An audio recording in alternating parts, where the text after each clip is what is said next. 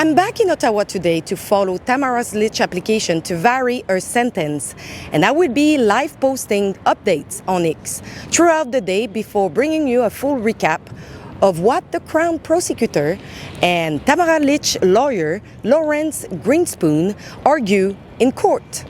On July 22, my boss, Ezra Levin, was called to testify about the affidavit he submitted explaining why Tamara's condition need to be reviewed so she can properly do her job. But instead of focusing on that, the Crown spent much of its time putting ribbon news on display, pulling up our website, revisiting previous interviews between Ezra and Tamara, and heavily focusing on Ezra's criticism of the court proceedings and rulings in Tamara's case. Tamara was sentenced in 2025 to an 18-month conditional sentence, including house arrest, a curfew, and hundreds of hours of mandatory community service, on top of the 49 days she already spent behind bars. This is the longest prosecution for non-violent mischief in modern history.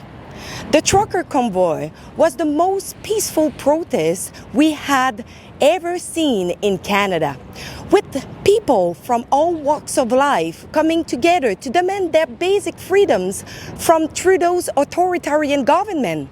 And yet, Tamara continues to pay the price. In my view, this is a political prosecution, an attempt to make an example out of her and send a warning to anyone willing to stand up against government overreach. It's shameful.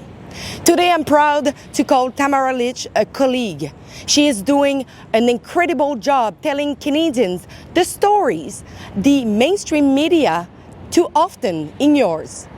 I will be inside the courtroom bringing you live updates and the facts as they happen.